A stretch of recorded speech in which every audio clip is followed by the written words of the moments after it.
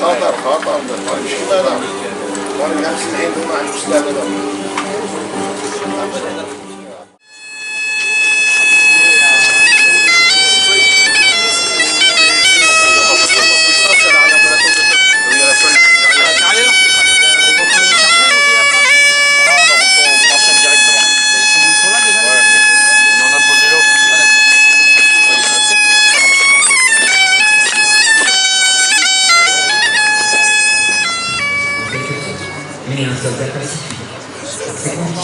Oui, on va tirer.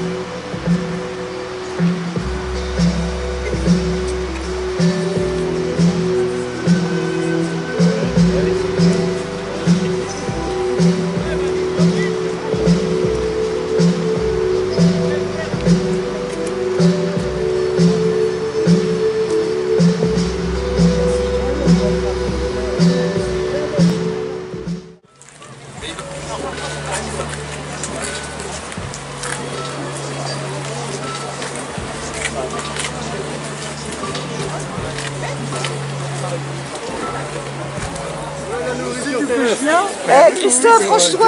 Christophe. Non, Christophe, c'est le blé. Christophe.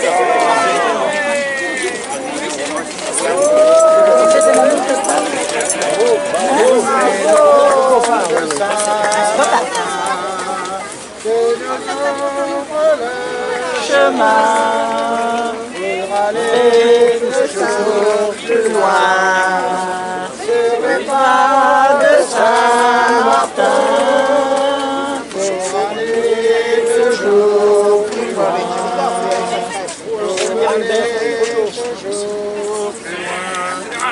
On recule tous, on recule. Saint-Martin de Mayenne.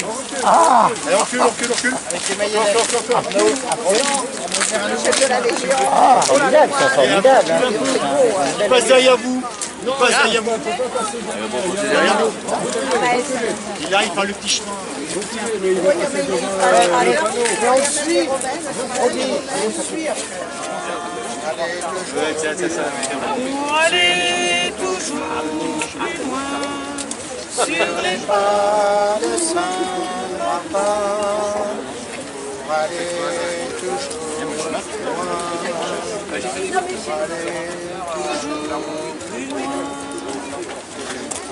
Alors, vous avez de l'honneur là, hein? On n'est pas martillien. C'est où le pépère? Ah mais tu l'as pas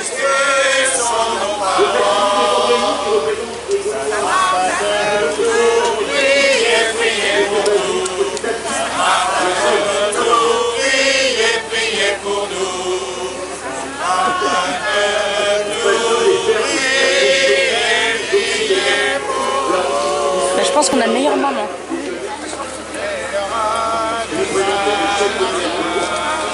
C'est pas facile, hein.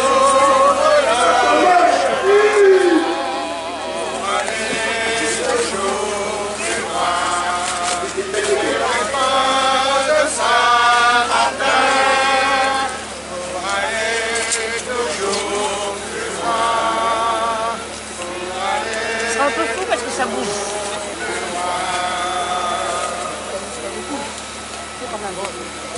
Bravo! Bravo!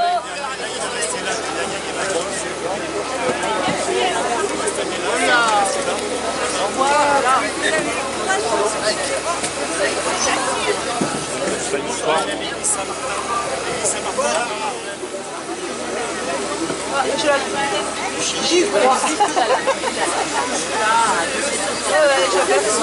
Il y en a qui touchent. Vous allez voir, il a des chaussures toutes moderne. Il a regardé ses chaussures aussi. Ah oui, il a été chaud. Il a pété le piston. Ah, si je l'aperçois. Je trouve qu'il est plus simple de savoir faire. Ah oui? Non, elle est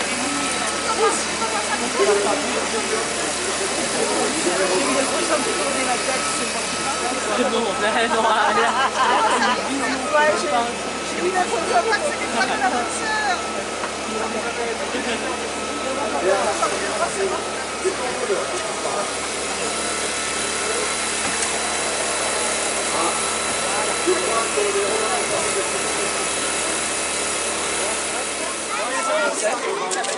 Alors, ouais. On va peut-être pas tarder à descendre. Parce que nous, on va tout à l'heure en bas. On vous donne rendez-vous au tas de sable. Au tas de sable, là-bas. Pour le spectacle de feu, bien sûr. Des vues plein. Franchement, ça va être un métier Eh bien, voici donc le char de guerre gaulois. Alors, il est tiré toujours avec 2 chevaux. On appelle ça un bige. Contrairement aux chars de course romains qui étaient donc des quadriges avec 4 chevaux. Nous, avec ce char, nous allons faire la guerre. Il est fabriqué en 2 parties.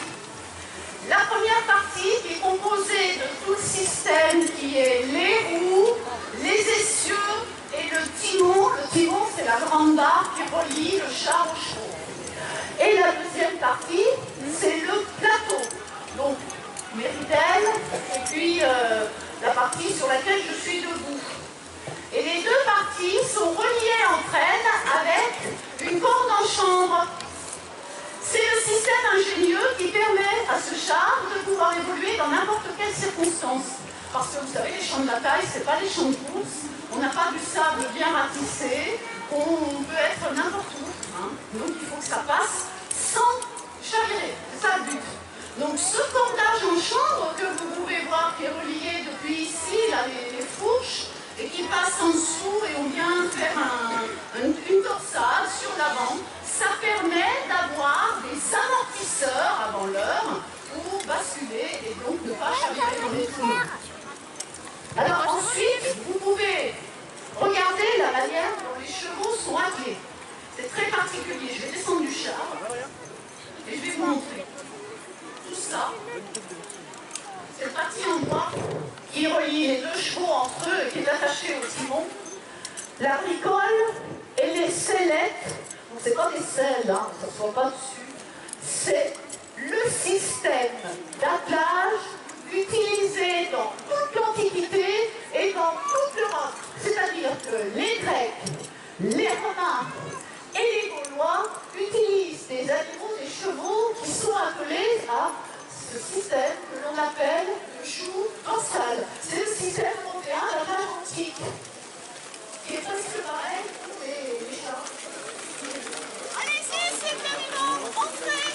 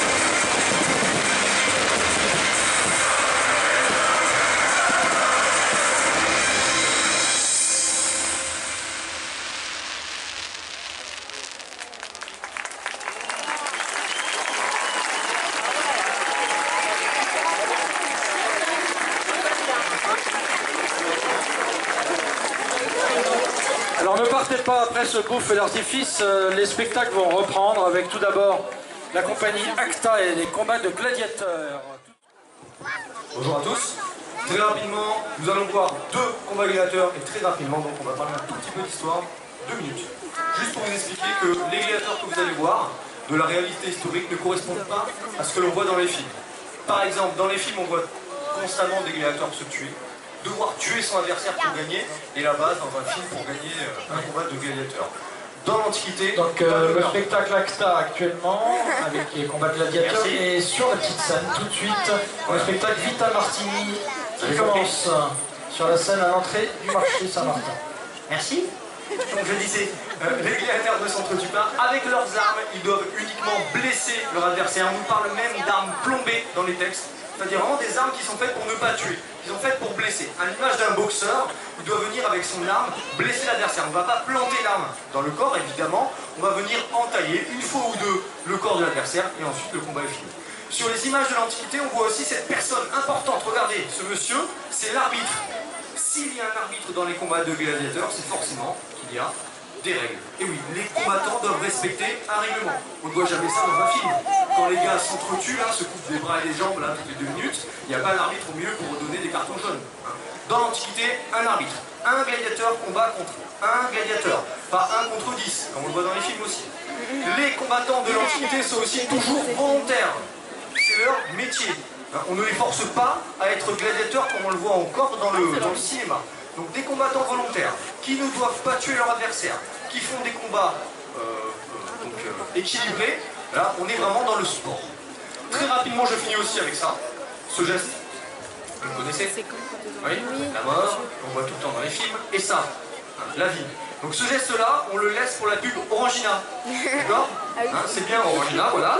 Mais ce ne correspond pas à la réalité historique. Ça, et ça, on ne le voit jamais dans les textes de l'Antiquité. Donc si on doit se rappeler d'une seule chose, c'est que les gladiateurs ne s'entretuent pas et que ce geste-là n'existe pas. Les combattants devant vous vont faire justement des combats, pas des chorégraphies.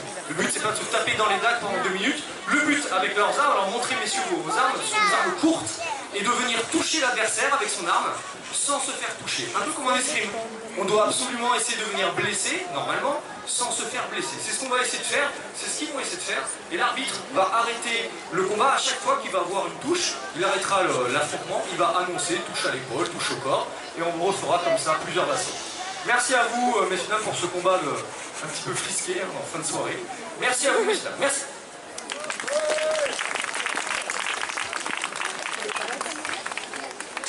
Et toi, tranquillité. Et voilà, sérieux.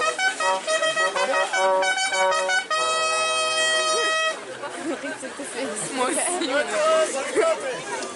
Je voulais passer, il est un peu énervé.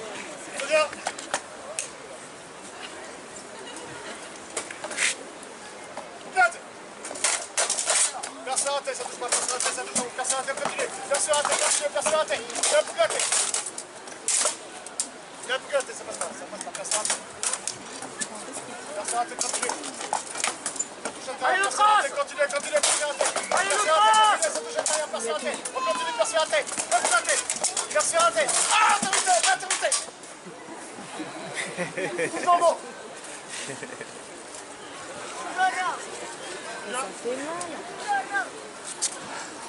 Désolé, mais je ne peux pas rester trop longtemps. Perce la tête, perce la tête. La touche intérieure, perce la tête, on continue, perce la tête.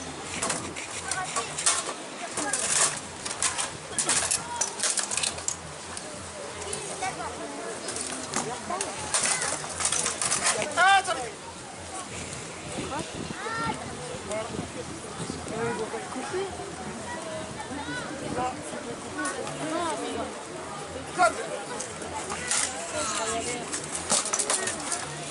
Perce la tête. Perce la tête, ça touche en nous, perce la tête, continue.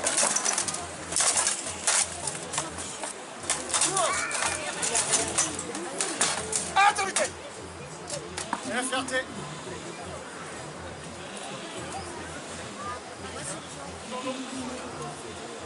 Go, 2 assauts.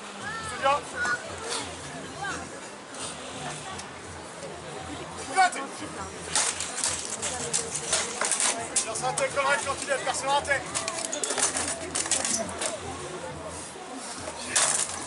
Ça tourne en haut, personne raté, on continue, personne raté. Autorité. Toujours l'eau. Ultimum, dernier assaut. Celui-là. Cut. Personne raté, ça touche dans l'eau, personne raté, continuez.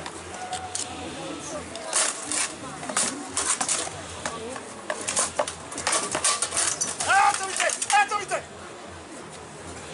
Touche dans l'eau. Les deux gladiateurs se sont mutuellement touchés. Ce que je propose, c'est l'égalité. Le Stantes Messi. Gladiatores, ça vous tâte.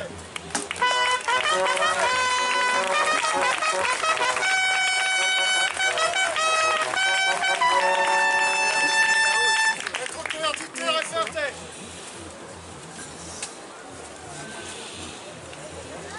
Gladiatores, tranquillité.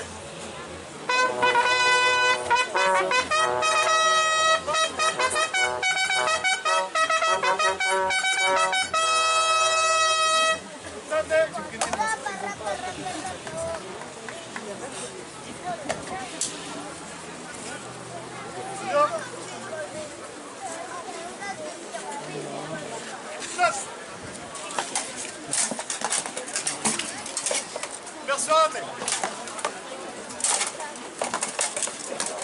Allez, trace. Ça passe pas, personne raté, personne raté. Allez, le trace. Allez, le rouge. Personne raté, continuez, personne raté. Allez, le bouclier. Autorité. Toujours l'eau. Prince Esther, il remonte.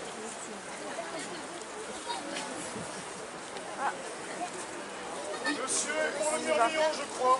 Oui. Toujours le même, bien sûr. Pour ceux qui sont avec le trace.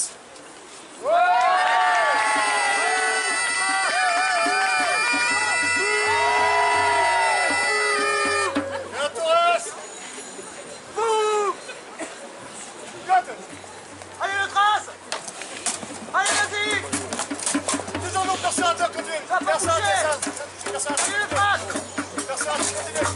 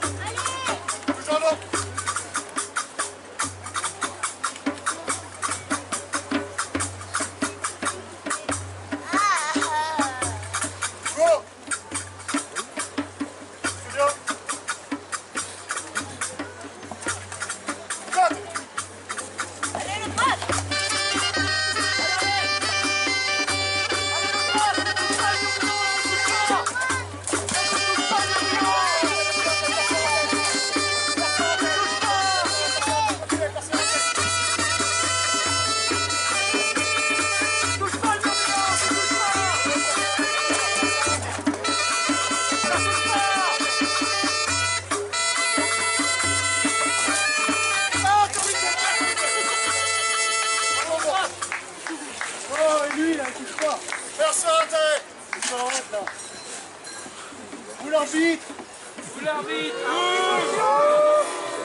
Respecte l'arbitrage. C'est ce que vous apprenez à vos enfants.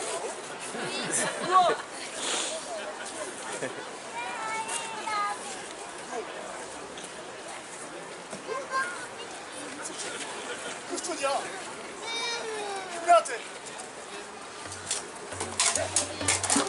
Merci, raté.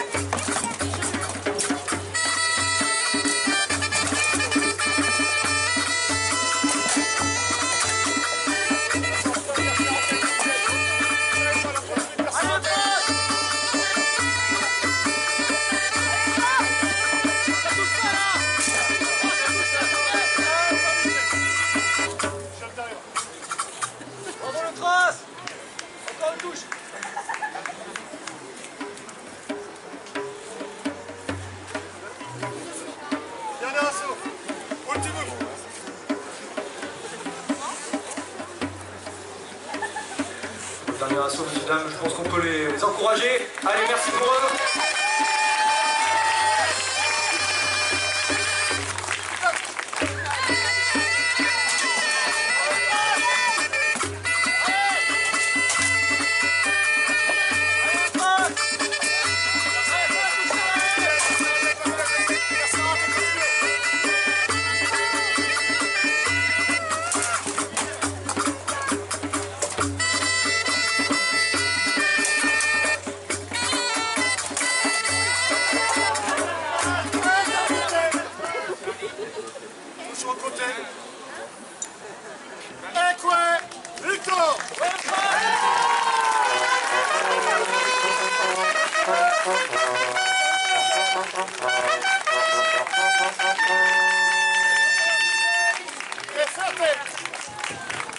Voilà, merci à vous, messieurs, dames, d'avoir assisté à ces combats. Ce combat conclut, c'est les spectacles de cette soirée. Vous pouvez essayer, si vous le désirez, les casques, les enfants, les adultes, juste à l'arrière, on a un stand avec Quelle volonté de faire. Mêler les bornes à point tué. Notre Martin si combattant. Il s'installe à Ligugé, dans l'ermitage qu'il aime tant. Pauvre Martin, pauvre misère, il a vraiment beaucoup souffert. Il fut jour et nuit torturé. Pauvre Martin, son corps par son foie fouetté. Pauvre Martin, pauvre misère. Mais quelle volonté de faire. Alors là, bravo. Hein.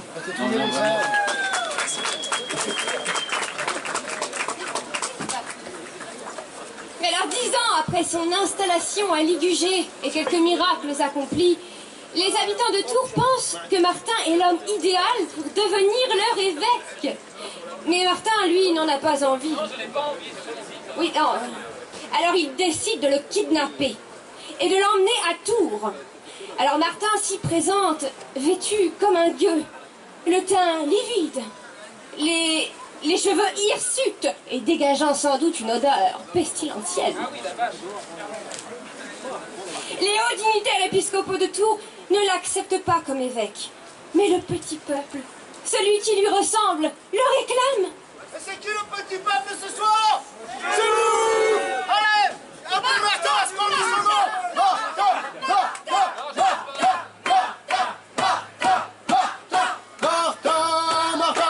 Martin, sors de ton ermitage. Cette fois c'est bien certain. Voici son héritage. À vous, Martin. Plus fort, sors de ton ermitage. Cette fois c'est bien certain. Voici ton héritage. Entends ceux qui t'acclament, entends ces braves gens, toute la ville te réclame, surtout les indigents. Martin,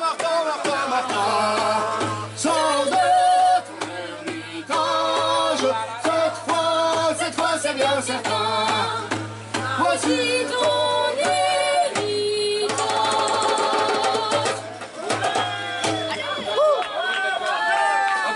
Ok, bah d'accord. Ok, j'attends mon habit alors. Ah, merci. C'est bon. Je vous proclame évêque de Tours. Superbe. Alors, j'accepte la charge que vous souhaitez me voir accomplir. Cependant, je n'ai pas l'intention de changer ma façon de vivre. Alors j'exercerai mon épiscopat en lieu et place prévus à cet effet, mais j'irai m'installer à Marmoutier pour y vivre et y ferai bâtir une église. Et avant tout, eh bien, j'enverrai mes hordes de moines légionnaires pour détruire les temples païens. Voilà, alors allez-y. Marchez, soyez de fiers archers. Allez, détruisez tous les temples. Martin est votre exemple. On se calme, Pépé, on se calme. Voilà, c'est très bien. C'est un peu comme ça. Merci. Il va pas trop demander. Après tout cela, eh bien, Martin voyage peu à travers l'Europe et préfère se consacrer aux indigents et à sa communauté de moines de Marmoutier. Mais en automne 397, eh bien, il apprit qu'il y avait du raffut à Cande, où des clercs avaient indifférent qu'il était urgent de régler. Donc l'unité de l'église étant en jeu, eh bien Martin s'y rendit et les réconcilia avec succès. Mais fatigué, il resta à se reposer à Cande, où il mourut finalement le 8 novembre.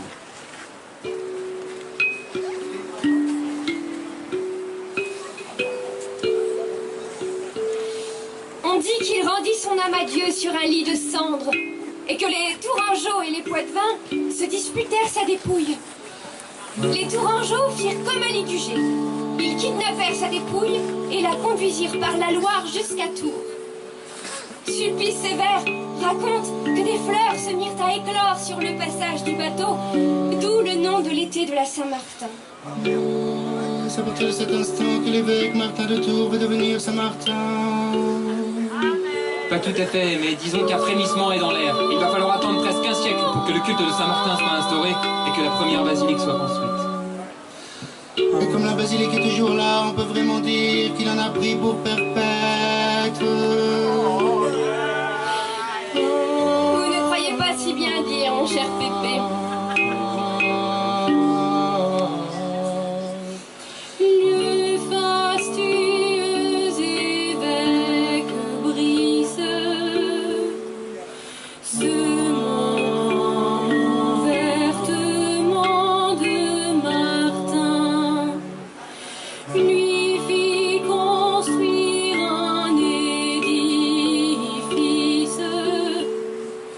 bien trop petit pour le grand saint. Est-il venu le temps, où est-ce du babillage, pour que sa sépulture devienne un lieu de pèlerinage? Est-il venu le temps, où est-ce du babillage, pour que sa sépulture devienne un lieu de pèlerinage? Et pendant plus de 60 ans, il se passe rien pour ainsi dire, car l'évêque perpète qui ordonnera de bâtir l'immense basilique portant le nom de Saint-Martin, qui sous ses colonnes d'antique accueille le tombeau du grand saint. Il approche le temps, ce n'est plus un mirage, de voir sa sépulture devenir un lieu de pèlerinage. Il approche le temps, ce n'est plus un mirage, de voir sa sépulture devenir un lieu de pèlerinage. Et ainsi se développe une cité dans la cité, pleine de chapelles, des shops de commerce et même de troquets.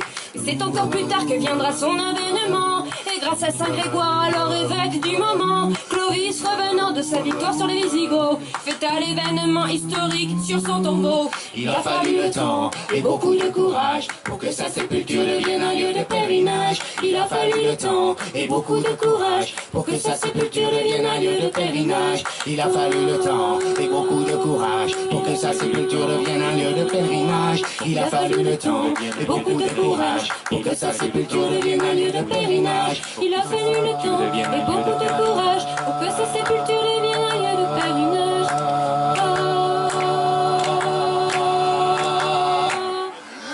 Eh ben dis donc, c'était... Bravo, hein.